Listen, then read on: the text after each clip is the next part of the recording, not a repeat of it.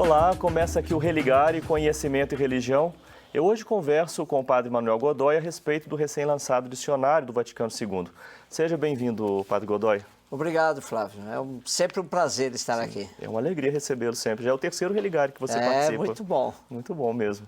Padre Godoy, falar sobre o Vaticano II, 50 anos depois, qual era o contexto da Igreja, né, na época em que o Papa convocou o concílio?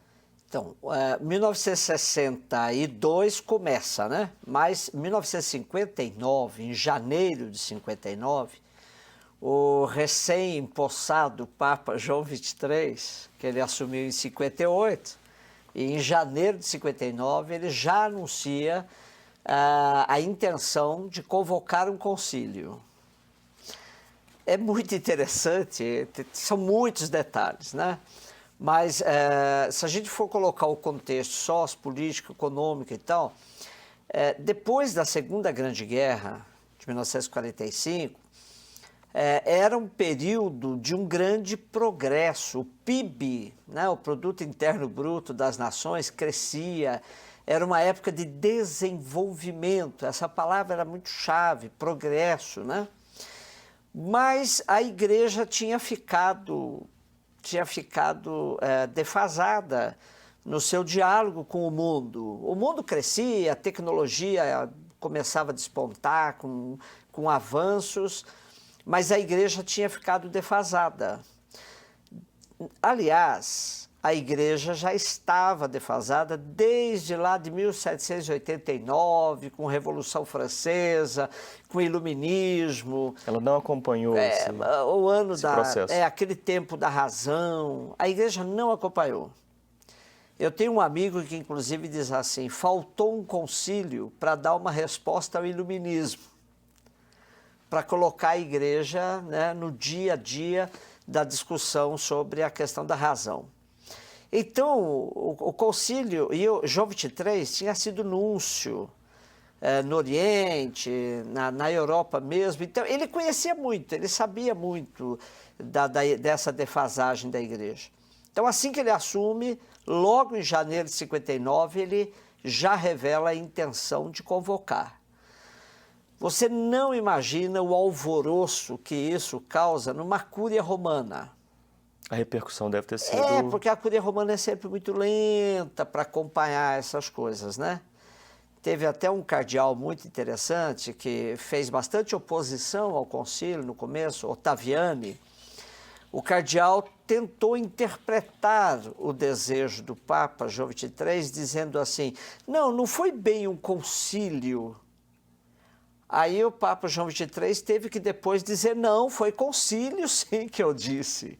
Né? Tal é o susto, porque o outro concílio anterior, o Vaticano I, do século XIX, não tinha terminado, por causa da guerra franco-prussiana. Então não tinha terminado a guerra, por causa da guerra o concílio não terminou, ficou um concílio inacabado, o Vaticano I. Agora, depois de tanto tempo, vem o Papa outra vez falando de concílio. Então, isso desestabiliza, cria a cúria romana, que sempre é acostumada com aquele dia a dia, aquele cotidiano. Para quem não conhece bem o funcionamento da Igreja, qual o papel que tem um concílio? O concílio é fundamental, porque na Igreja nós temos alguns organismos para tentar ouvir a Igreja, né? Para que o Papa não governe a Igreja sozinho.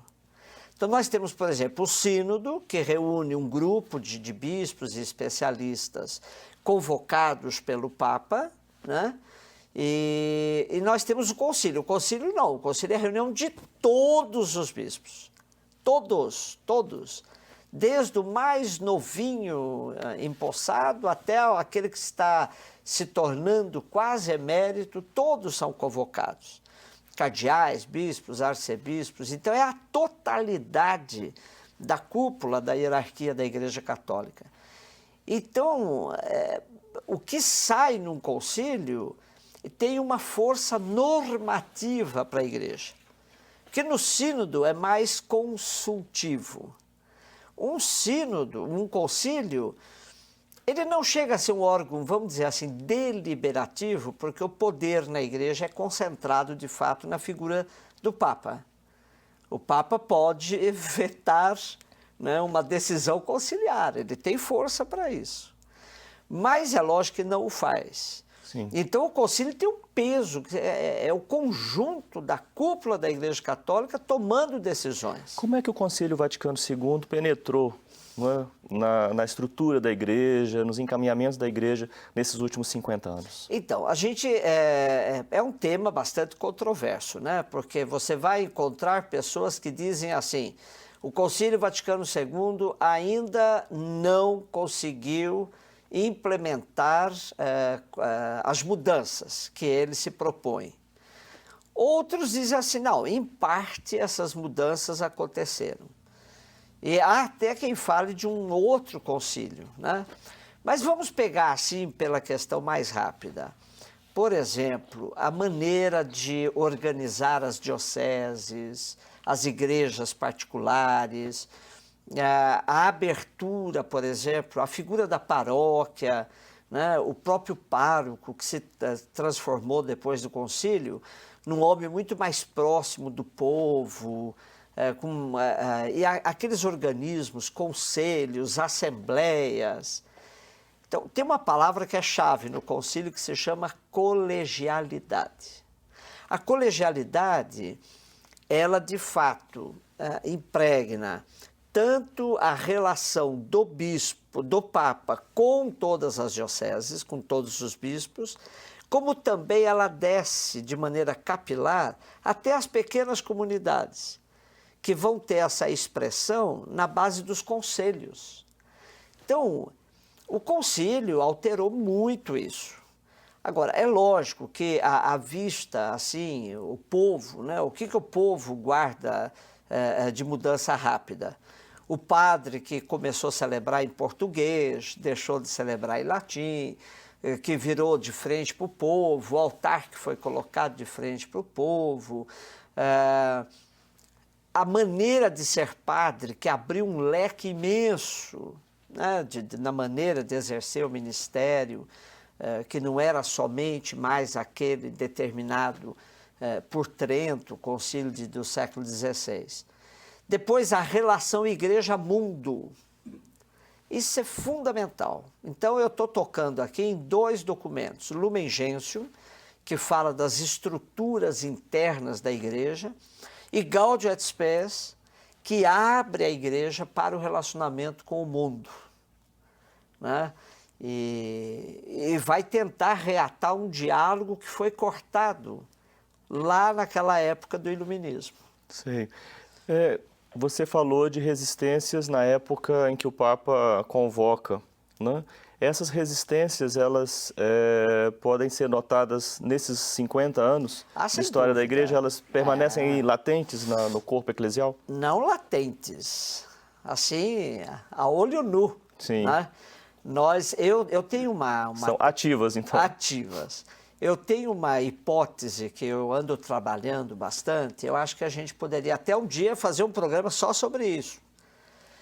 Eu tenho a impressão que a Igreja Católica, na atualidade, ela tem dois paradigmas aos quais ela se refere, se estrutura, ela se baseia em dois paradigmas. Um que é o paradigma do Concílio de Trento, do século XVI, que foi um impacto muito grande na Igreja Católica por causa da Reforma Protestante. Então, o Concílio de Trento, ele estruturou a Igreja de uma maneira fantástica. Se a gente tomar o século XVI e localizá-lo naquele tempo, foi incrível. O Concílio de Trento merece um programa para a gente tentar entender as suas propostas e tal. E o outro Concílio Já está anotado. E o outro Concílio Vaticano II.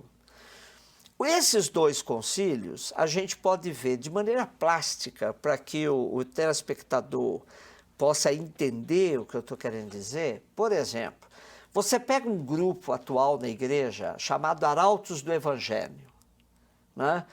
Então, eles têm toda uma proposta tridentina. eles têm hino, têm fardamento, né? Uma perspectiva, de fato, de cristandade, que é próprio de Trento, né? A imposição de uma visão católica para todo mundo, né? Os pilares da tradição, da família, da propriedade, né? Isso São temas caros ao Concílio de Trento. Que é o modelo de igreja que ele instituiu. Bem ali. E o padre é um padre standard, né? Que serve para qualquer lugar. Então, um padre formado, por exemplo, pelos arautos, ele pode trabalhar na Tanzânia, na China, na Iugoslávia, na Europa, Canadá, América do Sul, qualquer lugar que ele for, ele vai fazer a mesma coisa. É o padre standard. Então, já o Concílio Vaticano II vai tratar o ministério de forma inculturada. A inculturação é um tema muito caro. Então, uma atenção à cultura. Nós temos um decreto sobre a missão no Concílio Vaticano II, chamado Ad Gentes.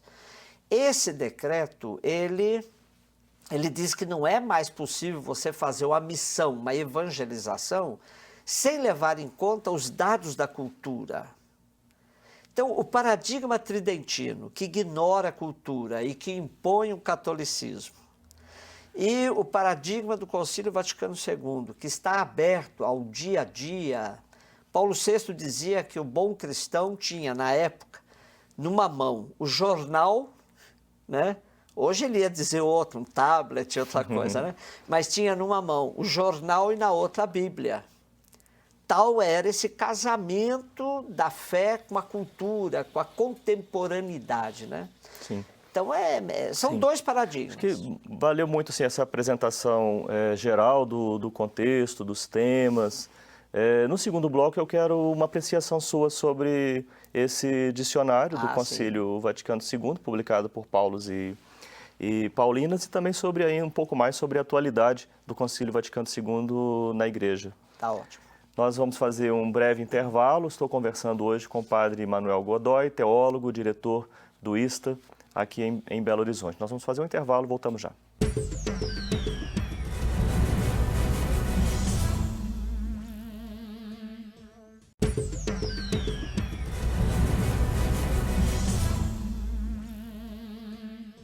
Estamos de volta com o Religar e Conhecimento e Religião. Hoje eu recebo o padre Manuel Godoy e nós estamos falando sobre os 50 anos do Concílio Vaticano II e sobre o dicionário sobre o Concílio Vaticano II, lançado pelas editoras Paulos e Paulinas. Como é que você avalia esse esforço de dois colegas teólogos lá da PUC de São Paulo, do Departamento de Ciências da Religião? Eles mudaram recentemente o nome lá.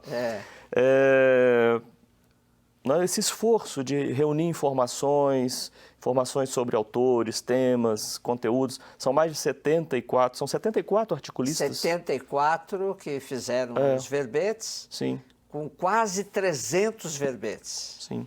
Né?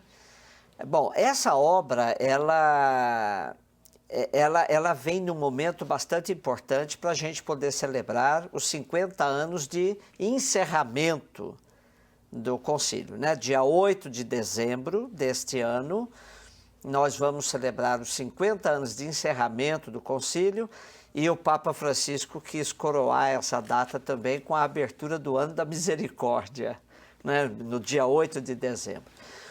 O dicionário, ele é muito significativo porque os seus verbetes, primeiro, versam sobre a totalidade do concílio, com os seus 16 documentos. O Concílio Vaticano II produziu 16 documentos, com importâncias diferenciadas, algumas constituições dogmáticas, outra constituição pastoral, outro só constituição, decretos e declarações. Mas esse conjunto dos 16 documentos do concílio, eles são abordados pelos verbetes, quase 300 verbetes do dicionário, e que pega, por exemplo, não somente os 16 documentos, mas também teólogos importantes que estiveram lá no concílio e que estão por detrás da produção desses documentos. E não somente o pessoal só de uma tendência, uma ideologia, não. Pega o conjunto da Igreja do Concílio. Sim. Então você vai ter, por exemplo, Giuseppe Siri, você vai ter Ottaviani, que representam a ala mais conservadora. Assim como você vai ter o Congar, Cheny, né? Você vai ter outros, teólogos, Rahner. E os desdobramentos do concílio aparecem nos verbetes. Por exemplo, uma coisa que serve muito agora para a reflexão do sínodo sobre a família, lei natural. O que a igreja entende por lei natural? Então, aí tem, né? Relacionamento com o mundo, comunicação. É muito interessante nesse sentido. Você acha que esse dicionário, ele é mais para especialistas, ele é para o público em geral? Assim ele como, atende a todos os públicos? Eu acho que atende. Assim como, por exemplo, um dicionário de língua portuguesa, que você vai lá para consultar. Hoje em dia, o pessoal faz isso muito pela internet, né? Mas eu ainda sou do tempo do dicionário físico, né? Que a gente gostava de consultar e tal. Então, assim como você vai atrás para entender uma palavra, alguma coisa, eu acho que o povo também pode ir atrás para entender. Por exemplo, igreja, comunidade, conselho, sínodo, concílio. Então, essas palavras, o que elas significam? Depois, o dicionário ainda traz a cronologia do concílio, desde janeiro de 59, com a convocação, aquele tempo de preparação, depois o dia 11 de outubro de 1962, com a abertura, até 8 de dezembro de 65, com o fechamento. Sim. Então tem toda a cronologia e mais, tem a lista de todos os bispos, cardeais, arcebispos, protestantes, que alguns foram, alguns leigos, tem a lista de todos os participantes do concílio. Sim, sim. Então é um livro referencial. E não é o primeiro material assim sobre história do concílio? Não. Mas é o primeiro dicionário? É o primeiro dicionário.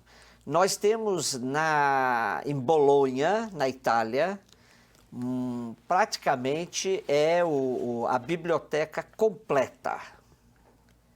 Porque o Giuseppe Alberigo, ele recolheu, só para o telespectador ter ideia... No Instituto João 23, não é isso? Mas só para o telespectador ter ideia do que é essa biblioteca sobre o Vaticano II em Bolonha. Por exemplo, 2 bispos, um manda um bilhetinho para o outro. Se o Alberigo conseguiu recolher esse bilhetinho, está lá. Na Casa Domus Mariae, onde os bispos do Brasil, a grande maioria, ficou hospedada, né? Onde a grande maioria ficou hospedada durante o concílio, todas as sessões do concílio, tinha um jornal mural, onde os bispos, até um brincava com o outro no mural, fazia caricatura do outro e tal, né? Até isso tem em Bolonha. Você tem tudo sobre o concílio. As atas do concílio, todas. Então, alguém hoje, para escrever sobre o concílio, falar sobre o concílio, tem que fazer um estágio em Bolonha, né? Que o Alberigo recolheu tudo lá. E quem quer saber sobre isso no Brasil, pode consultar Pega aí. E o dicionário. até quem quiser conhecer Giuseppe Alberigo, ele também está aí, né? Porque um outro colega nosso escreveu sobre ele, Sim. explicando quem é e tal. Aí tem Dom Helder, Dom Paulo Evaristo, tem outros aí bastante conhecidos. Sim. E também Carlos Josafá, que é um brasileiro que hoje... Carlos Josafá tem mais de 90 anos, é um frade dominicano e é uma memória viva, memória viva do concílio. E o padre Libânio, que enquanto vivo também contribuiu. Padre Libânio, e nós temos um grande historiador que é discípulo do Alberigo, que se chama Oscar Beoso. Responsável pela apresentação. O Beoso é responsável pela apresentação e conviveu com Alberigo em Bolonha constantemente por lá. Sim, sim, o prefácio é dele. Como é que a gente pode falar de Concílio Vaticano II no papado de Francisco? Aqui é uma coisa bonita, porque o Papa Francisco é o primeiro Papa, depois do Concílio Vaticano II, que não participou do concílio. Ele não participou nem como bispo do concílio, né? Então, o Papa João Paulo II foi bispo conciliar, o Ratzinger, né? O Bento XVI foi perito, mas o Francisco não. Né? E o Papa Francisco tem uma ligação tão forte com os temas do concílio. Isso que ele anda fazendo agora, visitando, abrindo espaço, relacionamento Cuba, Estados Unidos, escrevendo uma encíclica belíssima sobre a questão da casa comum que todos nós vivemos, o planeta, né, na linha ecológica, a ecologia integral que ele fala, né? Então, ele está profundamente antenado com os temas do concílio. A gente pode dizer, Papa Francisco, um Papa do Concílio Vaticano II. E como a gente falava, né, enfim, de uma parte da Igreja que assume a perspectiva do Vaticano II, uma parte também que reage. Isso se manifesta no papado de Francisco de que forma? Bom, não na figura dele, mas no contexto eclesial que ele administra. O contexto de Francisco. A gente não consegue entender, até escrevi sobre isso, está publicado. A gente não consegue entender o Papa Francisco sem falar da herança que ele recebeu. Nenhum Papa muda a Igreja com um toque de mão. Ele recebeu uma herança, sobretudo das últimas 3 décadas, em que Papa João Paulo II e Papa Bento XVI governaram a Igreja. Para entender, então, a gente teria que remeter um pouquinho e entender. O Papa João Paulo II era um homem da Polônia. A Polônia foi um país massacrado pelo comunismo. E eles ficaram na defensiva. E a Igreja Católica exerceu um papel de defensiva na Polônia de maneira fantástica, né? Então, eles resistiram ao comunismo na Polônia de maneira fantástica. Então, a Polônia, a Igreja da Polônia, nem dá para cobrar da Igreja da Polônia uma implementação do Concílio Vaticano II. Ela teve dificuldades, porque enquanto nós aqui estávamos querendo colocar o Concílio Vaticano II no dia a dia das nossas igrejas, a Polônia estava lá com outro problema, se defendendo, sobrevivendo. E daí vem o Papa João Paulo II. Embora participante do Concílio Vaticano II, embora conhecedor do Concílio Vaticano II, ele não tinha uma experiência de uma igreja do Concílio Vaticano II. Então, ele não tinha como cobrar dele isso. Então, a igreja do Papa João Paulo II fomentou bastante o paradigma tridentino, através, sobretudo, dos movimentos. Sim. Muitos movimentos conservadores, movimentos de linha de cristandade, movimentos que estavam muito mais alinhados com o paradigma de Trento, né? Esses movimentos que deram a sustentação para o pontificado do Papa João Paulo II. E é isso que você chama de uma herança recebida pelo Papa Francisco. O Bento não conseguiu, né? O Papa Bento foi colaborador do Papa João Paulo, também não dá para entender o pontificado do Papa João Paulo II, sem entender o cardeal Ratzinger, que ficou o tempo todo na Congregação da Doutrina da Fé, e que foi o escudeiro fiel do João Paulo II, e que depois o sucede, assumindo aquilo que ele ajudou a construir, né? Sim. Ele foi uma sucessão assim quase que natural, né? Mas é interessante que ele entra para a história como o Papa que renunciou, né? E renunciou porque, de fato, percebeu que não tinha mais forças para tocar o mesmo projeto que ele ajudou João Paulo II a instaurar, que ficou conhecido como Projeto de Restauração da Igreja. Godoy, eu gostaria de fazer uma última pergunta. Quanto tempo demora para um concílio ser implementado na igreja? Eu pediria uma resposta breve para a gente concluir o programa de hoje. Bem breve. Olha, o telespectador pode imaginar. O Concílio de Trento aconteceu em 1565, por ali. Século XVI, portanto. E nós hoje ainda estamos colhendo frutos desse concílio do século XVI. Então, 400, quase 500 anos. O Concílio Vaticano II, 50. A única diferença é que hoje a coisa é muito mais rápida, os meios de comunicação, tudo é muito mais rápido. Mas mesmo assim, na igreja, 50 anos de história é ainda um tempo muito pequeno, muito curto, para mudanças profundas. Eu agradeço muito a sua participação aqui, Padre Godoy. Espero tê-lo outra vez, então, para a gente fazer aquele programa sobre o Concílio de Trento, como foi a sua sugestão. Obrigado, então, até a próxima ocasião. Eu que agradeço. O Religare Conhecimento e Religião é um projeto de extensão do programa de pós-graduação em Ciências da Religião da PUC Minas. Conheça as nossas atividades acessando a página www.pucminas.br/ppgcr. Religare de hoje fica por aqui. Obrigado pela sua companhia, um abraço muito cordial e até a próxima semana com o novo Religare Conhecimento e Religião.